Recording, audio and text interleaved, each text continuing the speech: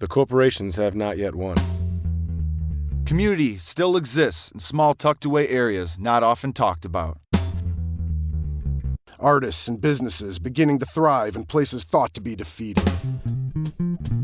Dave, I like to call him David Francis. And I, Tom Maslowski, are here to give you a glimpse of what's going down in downtown J-Town. We're going to be interviewing all of our favorite musicians, artists, and business owners that give every ounce of themselves into what they do.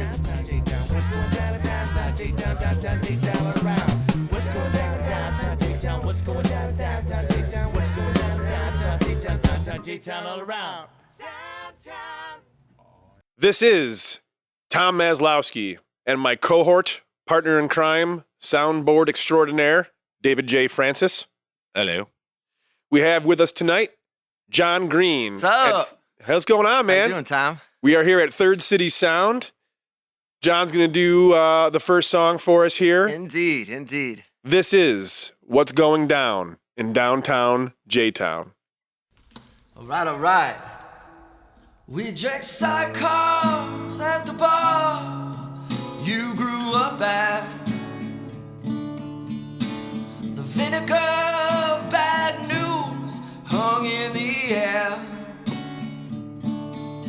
We got closer to the house you were removed from.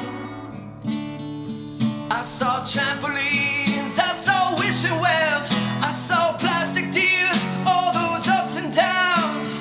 13,000 years ago.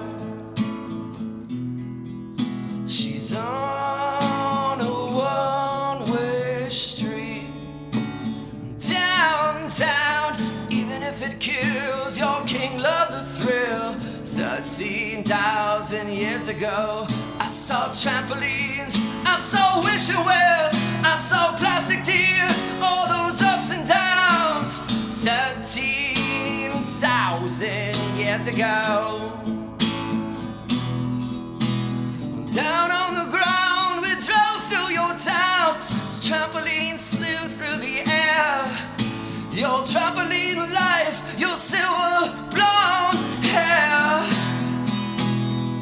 I saw trampolines, I saw wishing wells, I saw plastic deers, all those ups and downs. 13,000 years ago. Yeah, 13,000 years ago. All right.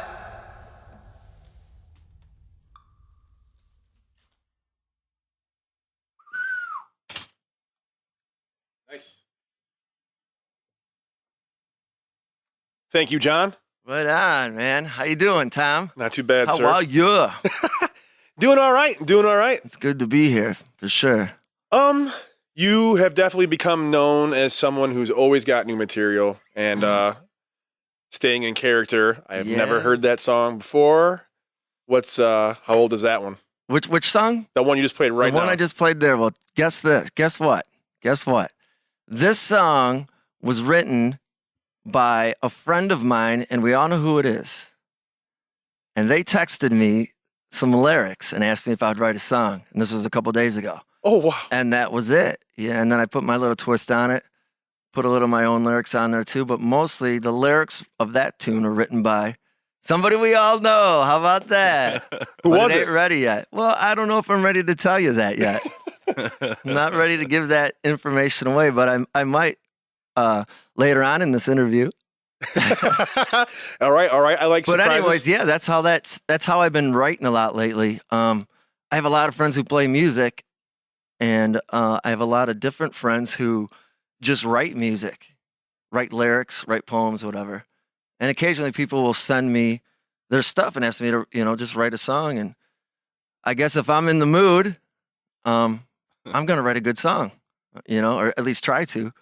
Did they give you any input on the chords or the rhythm? No, they just usually they just send me words. Oh, wow. So I'll put the words to music. That's great. And then, yeah, man. So that was that one. The last few ones, I might even play the next song too. I'll do something like that too. I'll play somebody else's tune that, they asked me to write the music for them and sing it. So I have another guy who writes a lot of cool lyrics. So I'll just, at this point in my life, in writing and playing music, it's fun to do it like that. It's super exciting to, get confrontational almost with a simple thing as these are my lyrics and you write a song. And it makes for a fun, interesting deal. Confrontational in a good way. I was just going to say, what do you mean by confrontational? Well, you're creating like you're both creating at the same time, but there's still like you want to feel like you own it. So I guess maybe that's the way maybe the sender don't feel that way, but that's the way I feel, So it makes for an interesting way to write music, because it gets personal. I know whoever I'm writing the song with, they're going to want to own it too. And they should, It's exciting like that to write with, two people. Yeah, I was going to say, I had no idea you had been doing that more often. I've done that with quite a bit of songs, It's kind of fun to, if somebody offers me lyrics and they're good, it's fun to use them, It makes me think differently about writing and all that as well. But I do write a lot of my own shit all the time. I mean, I'm always screaming out something in my head, writing something down or have a new riff or a new chorus or something, How many songs do you have? How many of them are available to buy? Well, you can go on Facebook, of course, and I'm Jross Green.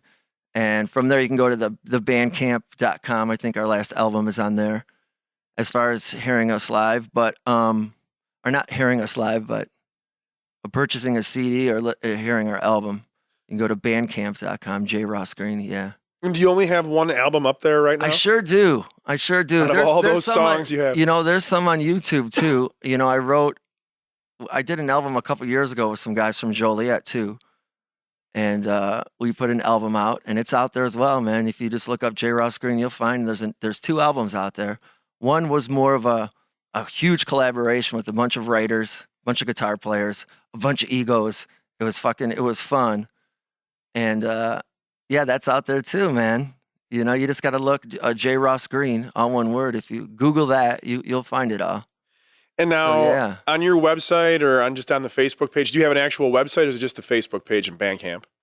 It's just a Facebook page and Bandcamp. So now, are all those videos, you have all those clip art videos, all those different, skits, I guess, if you want to call them that. Are all those in one spot? Are they kind of scattered? So, yeah, with all the writing that I've been doing, I even get to do a different type of writing, and that's like video.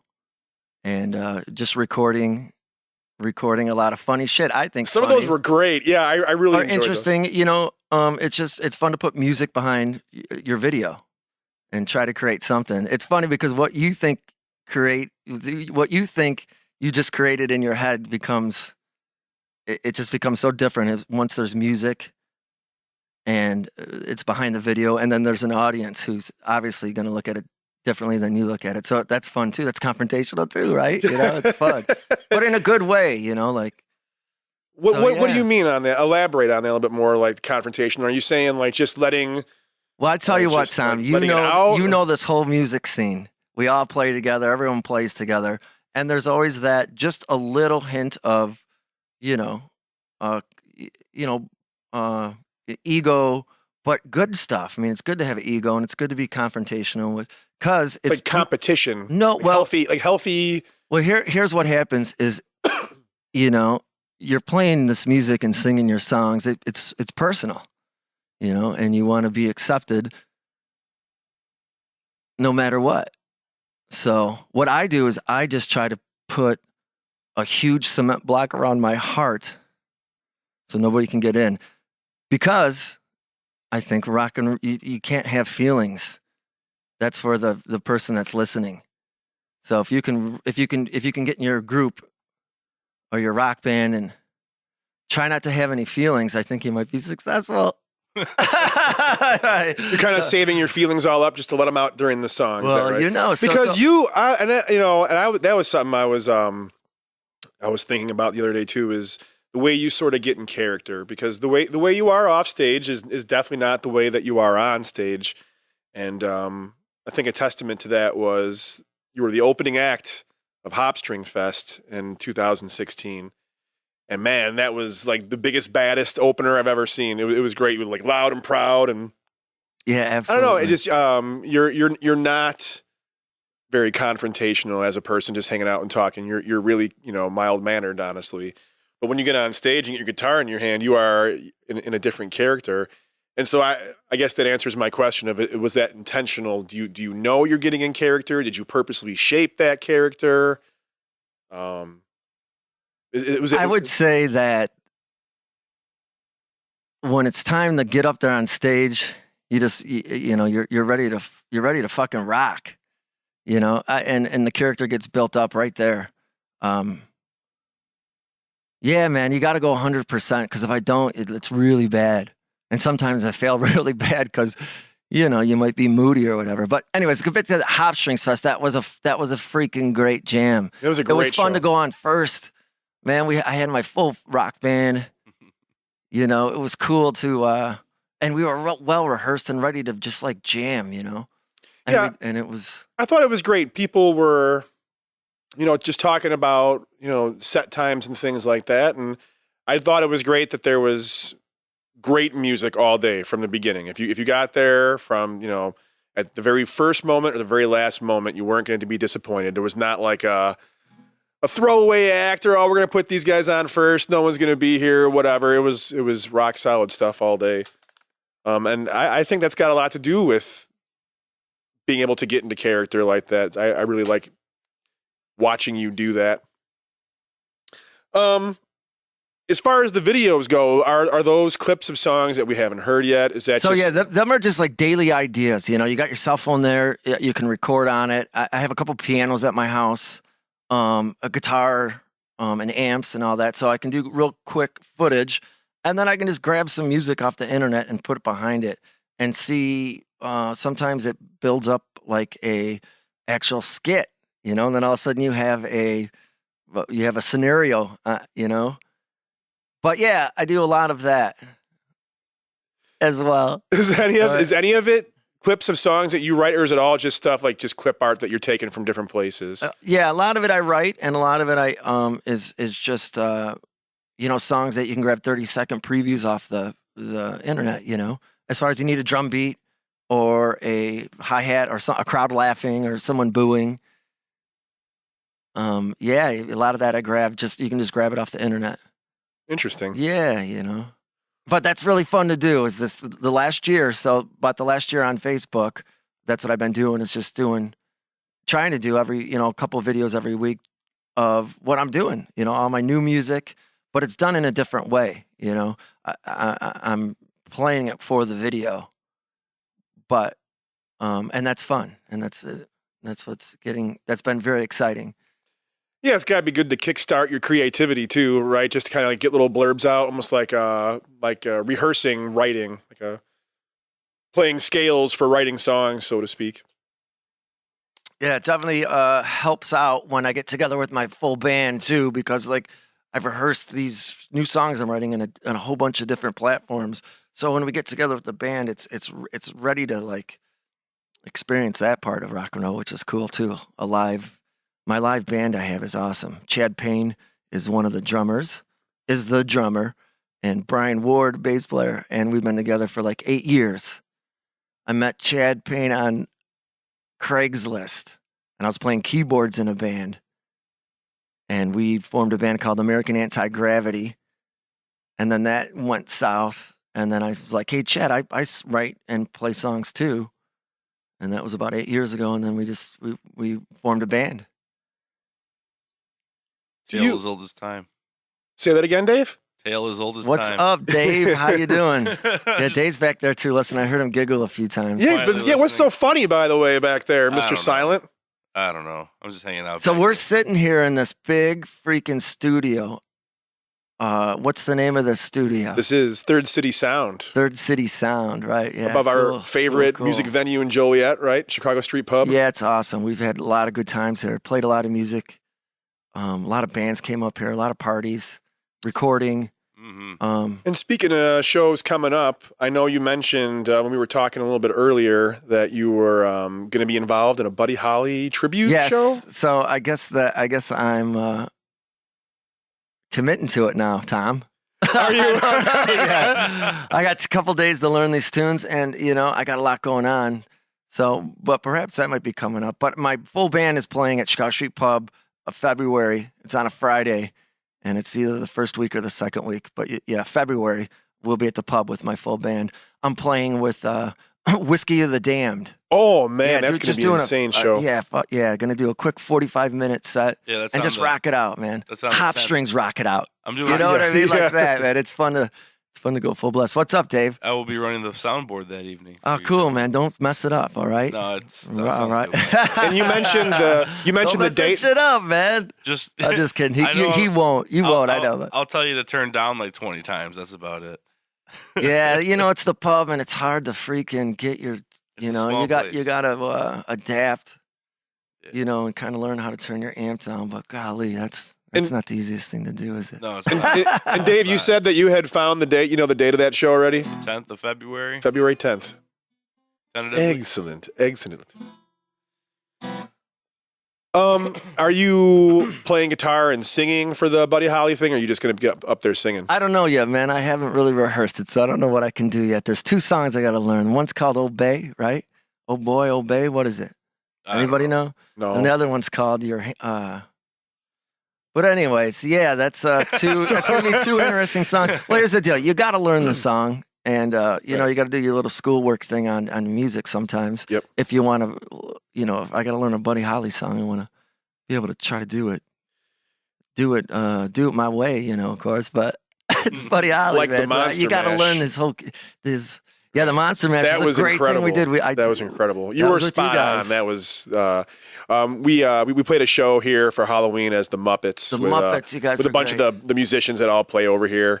And we wanted to have a special musical guest like the Muppet Show did. So we had John Green come and do the Monster Mash, and he knocked it out of the park. Yeah, that was so fun. It's a lot of fun. Yeah, Dave was on the trumpet, man. But I tell you what, it's a blessing because I had to learn that song, And once you learn a song, I tell you what, it's such a blessing to just sing a good freaking song like that, right? It's the Monster Mash, right, man. yeah. Come on, and I kind of looked into it a little bit, and wow, what a cool video of him back in the day singing that song, on the old Dick Clark, right? Yeah. Man, oh man, he's. Now, were they dressed up on that No, one? it was a lip sync thing, right? Oh, okay. Perhaps, but it was just him, and he was doing the googly eyes.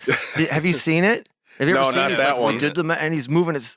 You got to see it because it's real theatrical, and for the time, it's just like, wow, this guy's crazy. Yeah. And perhaps he was, but. They didn't have the medicine and the technology. But yeah, that was fun to play with all you guys, man. Everyone jammed. Really good Muppets band there. Yeah, it was a lot of fun. Y'all put together. So based off of the homework you did for that song, I could imagine the Buddy Holly stuff is going to be pretty cool too. Yeah, you got to learn the lyrics. You got to learn the cadence. You got to learn the guitar part, and not, there may not be too difficult, but all 3 parts, and then I want to do it perfect, or at least try to. Right. So it's going to take you a day or 2, a couple days to learn it. I think Even the best that simple way. 2-minute song, it'll take me a couple days to be able to do it without looking at my paper. Sure. Yeah. Yeah. But I tell you what, I'm probably a little hard on myself. But you don't want to, like I said, it's a blessing to do it, so you might as well try to accomplish something on it. You want to do it justice. I guess so. But fuck, I don't know about do it justice, but do it your own way, man. Right. Don't, do it your own way for sure. I think you have to do it your own way, but you're not going to really get the essence of the song or make it a good cover if you don't learn how to do it the original way first. Yeah. I think you definitely have to, for homework, nail it perfect, and then you can go back. Well, I tell you what, it do whatever is. you want. It's extremely neat to play a song like that, and that's why it's good, man. So you play it just like that, it's a good song. That's why it's a good song. You Right. figure it out. If you can do that, that's what's a good song, right? What have you? Do we have any news of new albums coming out from your band? Well, yeah, we are been rehearsing quite a bit. We have a studio out in Bolingbrook, Chad Payne's house, the drummer, and we do all the recording there, and we have a decent sized basement, but it's real little, but decent because it's a blessing to have someplace to jam, right? So, Yeah.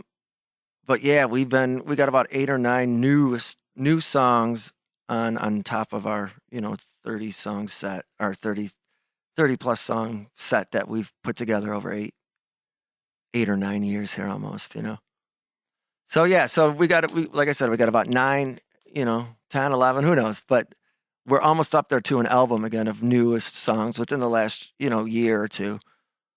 But golly, there's a lot of songs that are still out there that we didn't record. Like our album only has 12 songs, but that's out of, maybe 30, 40 songs at that time. And then so now you have another new 8 or 9 on top of that. On top of that, I guess, Maybe it's time. It's so funny because, what the heck are we doing? Why aren't we should just be writing these albums and pushing them out, because why not, right?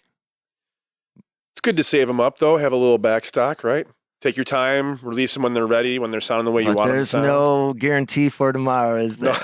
No. Right? Holy cow. Well, then put out that box set. Let's go. Yeah, so trying to keep busy doing this and writing, and the computer or my phone, I guess, has been an interesting thing with networking with people, I guess. Did open a few different doors, that's for sure. It's easier to advertise shows and CD releases without having to call every single person or stand out in front and pass out flyers. It's pretty nice to see what people are doing. The people that you want to look for, you can find them. So it's kind of nice to see what people are doing sometimes when, you're at home or wishing, I guess, you were somewhere else. It just makes it more accessible. I liked going and passing out flyers. It was cool to talk to people, but most people get pissed off that you're in their face trying to hand them something that they're just going to throw in the garbage, or they feel like they have to make some kind of an excuse, or they feel on the spot. So I think that's one thing that is beneficial about all the new, social networking, is at least you can just tell people. They can choose to look at it or respond or go or don't go, but at least they know about it, Yeah. Right on. What is there any kind of theme for this? Is it just kind of just all separate songs? Is there some underlying theme to this new album? Not really, man. It's just what's new. I tell you what, we're gearheads, man. Or my drummer and the bass player, Chad and Brian, they're gearheads, and they have tons of freaking gear. So it's fun to start writing with tones and what we got at this place that it's a blessing to play there, man. Got all kinds of different amps and guitars. So this album is probably going to be some of the new pedals that we bought, maybe some of the different amps and guitars that were, but as far as like beats and sounds, man, it's going to be something. It'll be cool. We got, we have a lot of neat, all kinds of keyboards and electronics and all the live shit there too, as well as, it should make an interesting album. So it's going to go whatever way our gear is going to tell us it to go.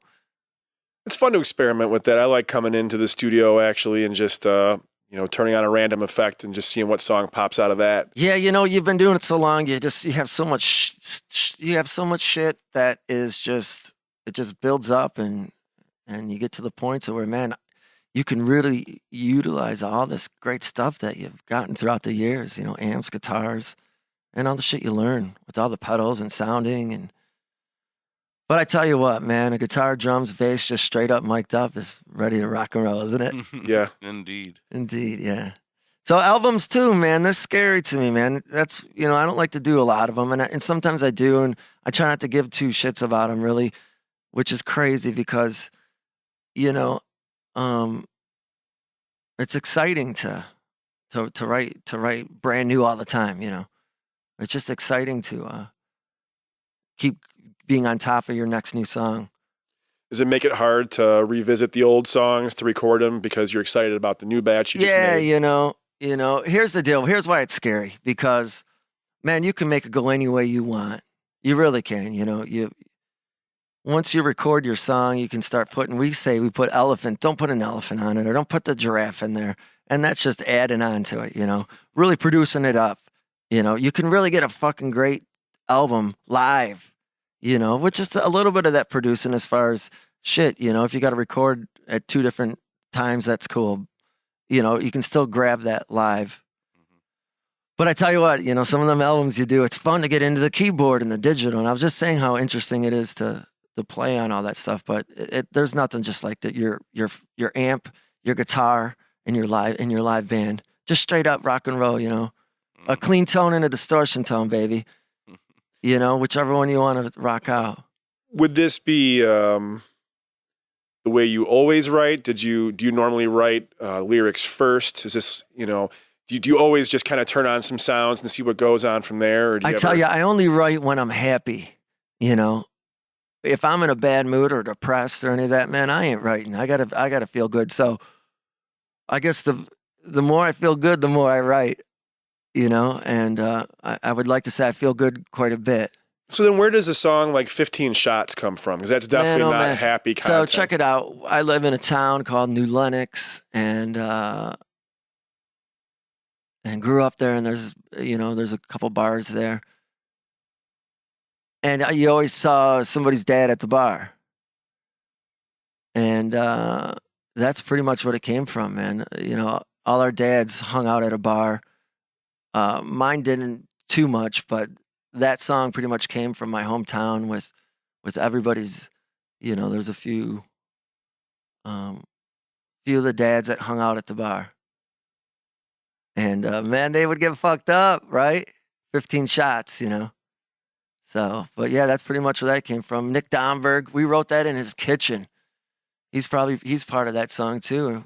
So there's a deeper history of all this collaborating you got going on then. Yeah, man, for sure.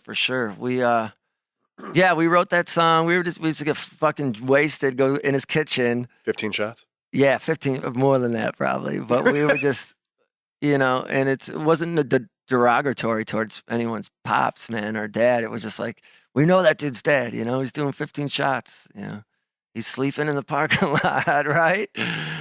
After 15 shots, but maybe not that extreme, but I guess you don't choose to write directly about anything, but somehow you end up writing around the idea, and that's what it becomes, Well, I'm looking forward to hearing shots, that. Yeah. I'm looking forward to hearing the new batch. Gotta have that local hometown bar song, I guess, right? Yeah. What the fuck? 15 shots, but yeah, man. Oh, and there's the magical chimes signaling the end of the interview portion of How this long did we lovely talk show. We talked I'm not at for 20 liberty to minutes? say. No, but We're gonna sing another song. yeah, if you would be so Give me inclined. some reverb, Dave. Is this going to Do be something. a new one? Is this I gonna have be an no old idea one? what I'm gonna do. What should I do? I don't care what you, You do. know? I would like to. I'm always This song might be written by somebody else too. See, it's a mystery. That's another thing about rock and roll. So, are you going to let us know I'll let you know maybe. who helped you with the other song, the first song today? Man, that is brand new. That's like 3 days into that very first one, and it's hilarious because it's Who so was it? funny. Who was it? Haha. It's so funny, man. You All might right. get it out of me. Let me sing a song. All right. Well, you know what? We're going to let John take us out here. I'd like to thank Mr. David J. Francis once again for being my partner in crime. We don't actually commit any crimes, but, You're welcome, Tom. I don't want it to sound like I like him that much. We're just like partners, but in crime. I'd also like to thank Third City Sound for letting us use this wonderful space. And this has been What's Going Down in Downtown J-Town. Take us away, John Green. All right, man. All right. Let's see here. Listen to this. Ooh, ooh. Before I go, could I spend 3 good days in heaven before the devil knows I'm dead? Before the devil knows I'm dead. If I could stay alive for 2 more weeks, I'd probably take a ride out to New Orleans. Perhaps meet the devil for meet and greet.